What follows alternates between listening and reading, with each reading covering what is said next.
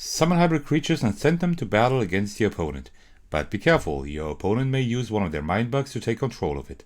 Outwit your opponent in a fascinating tactical duel in which having the best cards and playing them at the wrong time can be deadly for yourself. Welcome to my review of Mindbug First Contact.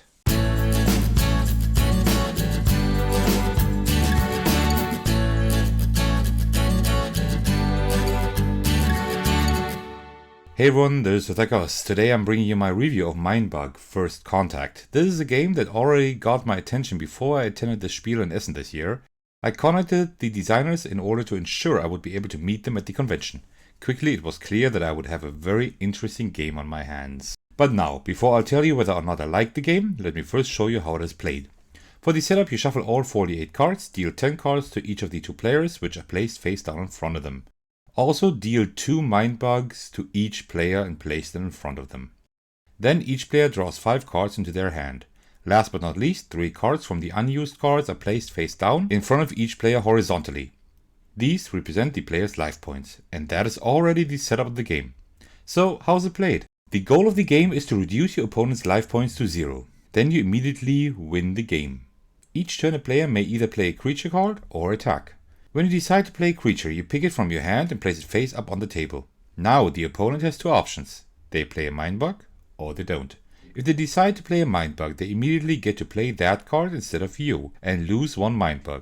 They turn it face down to show that it has been used and put the creature card you just played into their play area. The opponent resolves any play effects of the creature just as if they had played it from their hand. Then you end your current turn and receive another turn right away.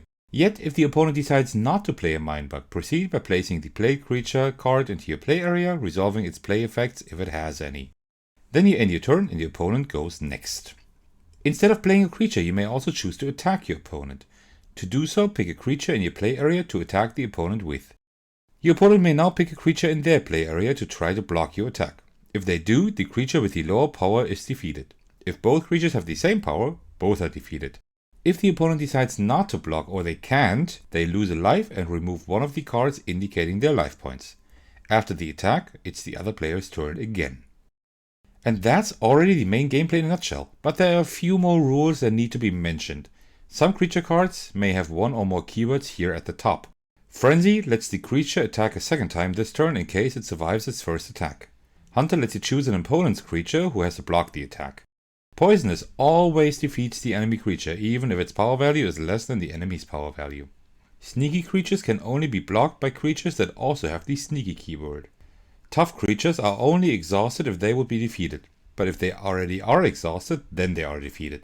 You exhaust a creature by turning it 90 degrees. Essentially, this means that a creature with the tough keyword has 2 lives.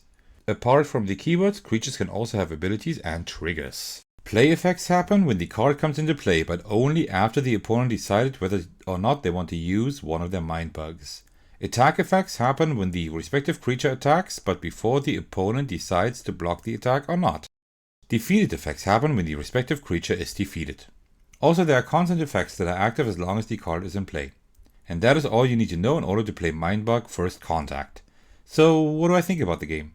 The game offers pretty much everything you want from a trading card game such as Magic or Pokemon. But it accomplishes that with way less cards and without having to assemble all kinds of different decks. So it isn't money driven or complicated by deck construction. The game is incredibly quick. It doesn't take a lot of time to set up or explain, and it's really portable. You have the experience of a trading card game in a very small package, minus the trading. The game is really fun, especially the more often you play it. It's very strategic, especially because of the inclusion of the Mindbug mechanic. Do you spend a Mindbug now to use a nice play effect, or do you wait for something better? You can never be sure since you don't know your opponent's hand. Then again, the opponent doesn't know yours either. This is a really great mechanic. All of this makes the game highly strategic, where every decision you make can matter in the long run. I've often run into the situation where I didn't know whether I should play a Mindbug or not. Also, there were a lot of moments where I wasn't sure if I should play a stronger creature or not. The gameplay can become quite tense, and all of that with just a few cards. Although the game hasn't been officially released yet, the production value is really high. The cards have a good quality, the instructions are pretty much flawless, and the artwork of the game is really well done. It's fun looking at all these strange hybrid creatures that are drawn very well. I really like the art style. This is not a negative per se, but for people that don't play board games too often, this game is quite a lot to wrap your head around. Although the rules are quite straightforward, keeping all the keywords and play effects in your head while also trying to assess which moves are the best to take might be quite hard for someone not as versed in board games. The following aspect relates to the one I just mentioned. I would have liked a small reference card that lists all keywords and maybe has a turn overview on the back. Especially when you're new to the game, it would be great to not always have to look at the rulebook. But I like reference cards in games in general. The game is very cutthroat. This definitely is not for everyone. Your strategies and plans can quickly be undermined by your opponent playing a very surprising creature or stealing a creature from you that was integral to your plan. I'm not a big fan of games with the take that mechanic, but the variety of the creatures in this game makes it very fun. Also, the game plays quite quickly, so I don't mind the cutthroat gameplay of Mindbug First Contact.